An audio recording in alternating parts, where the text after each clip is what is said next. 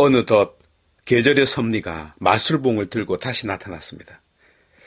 그렇게 덥더니만 아침 저녁으로 매우 쌀쌀해졌습니다. 모두들 감기 조심하시길 바랍니다.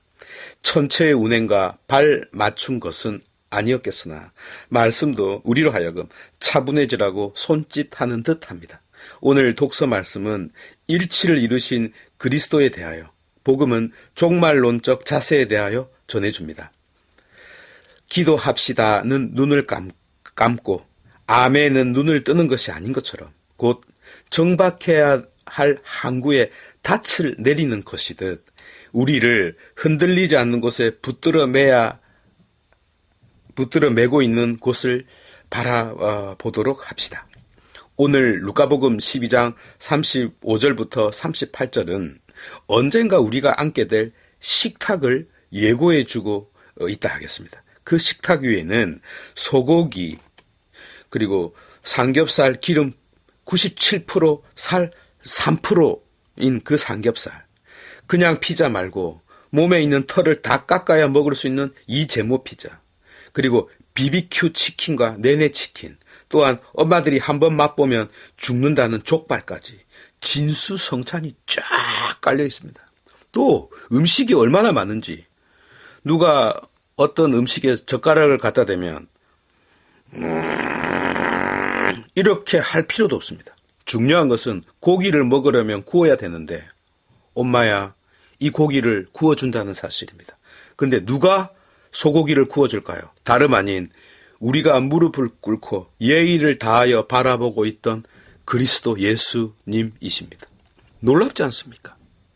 통상 우리가 만나고 싶어하는 사람은 만남 그 자체도 반갑지만 음식을 먹을 때 그분이 불편함이 없도록 손발이 분주한 법입니다. 그런데 우리가 맞이할 상은 오히려 주님께서 서빙을 합니다.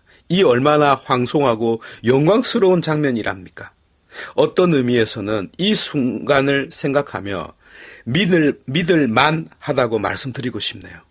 예를 들어 만약에요, 김태희가 나보고 식사 한번 하자고 했다고 칩시다. 아마 저는 가슴이 떨리고 음식이 코로 들어간지도 모르고 식사를 하겠지만 끝나고 나서는 그 황홀함을 잊을 수 없었어. 곧 영원히 그 순간의 기쁨을 간직하고파 롯데 빌딩에서 뛰어내릴지도 모르겠습니다. 주님께서는 당신을 믿고 따르는 이들을 위하여 이 자리를 준비하고 있는 바, 현실의 이런저런 어려움들을 기꺼이 맞아들이도록 해봅시다.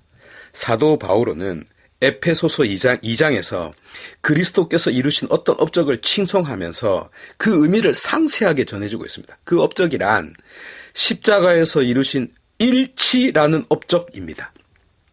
현실에서 일치란 구경하기도 힘든 사건이지만 또한 일치와는 거리가 먼 우리네 삶이지만 도대체 어떤 일치를 이루었다는 것인지, 그래서 우리가 어떻게 해야 하는지를 들어보시면 어떨런지요. 요지는 이렇습니다. 그리스도의 피 흘리심으로 관계가 회복되었다는 점입니다.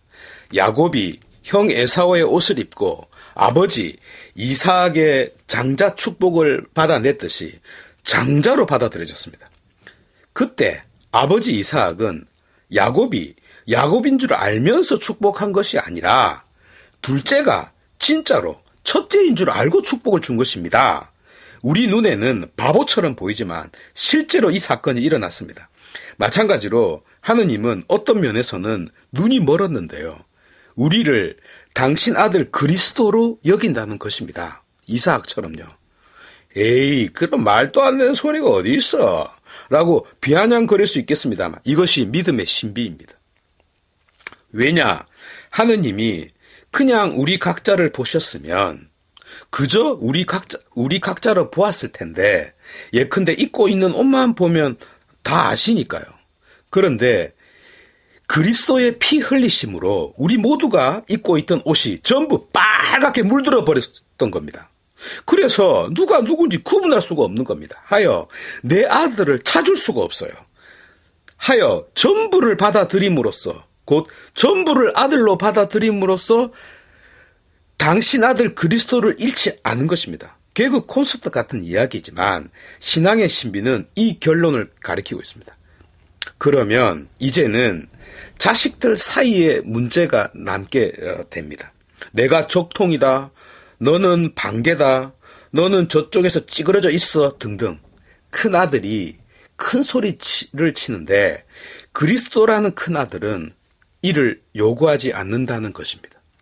오히려 큰아들이 넓은 아량으로 자신의 특권을 주장하지 않을 뿐만 아니라 우리 각자에게도 서로가 주도권을 내미는 자 되지 말라고.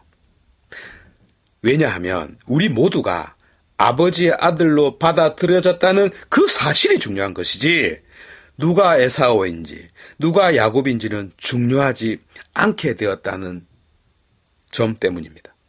이제 누구라도 소고기 먹고 싶은 사람은 소고기 먹으면 되고 삼겹살 먹고 싶은 사람은 사흘 밤낮을 먹어도 아무도 뭐라고 하는 사람이 없을 것이기 때문입니다. 물론 이 사실을 큰아들 유다 민족은 받아들이지 못합니다. 그걸 진짜 그 큰아들 적통 중에 적통인 그리스도께서 이렇게 하셨기 때문에 발언권이 없는 우리에게는 그저 큰아들의 이런 처사가 영광스럽고 감사할 따름입니다. 바로 이 사실이 곧 그리스도께서 나를 위하여, 신약성경에서 가장 중요한 전치사입니다. 휘베르메, 나를 위하여 십자가에 못 박히셨습니다. 그러나 동시에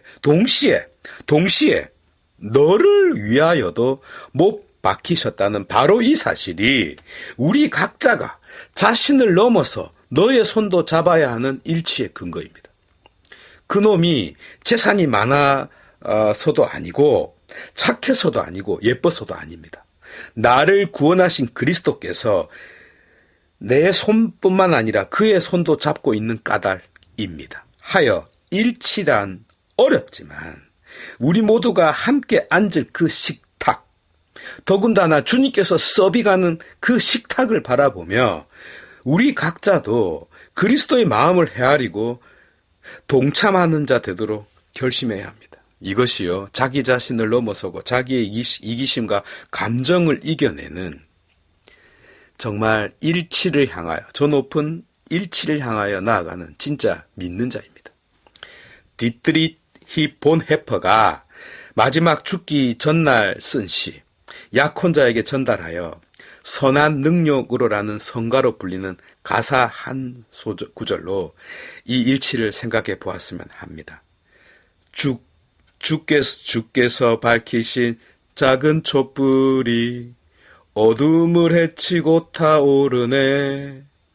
그 빛에 우리 모두 하나 되어 온 누리를 비추게 하소서.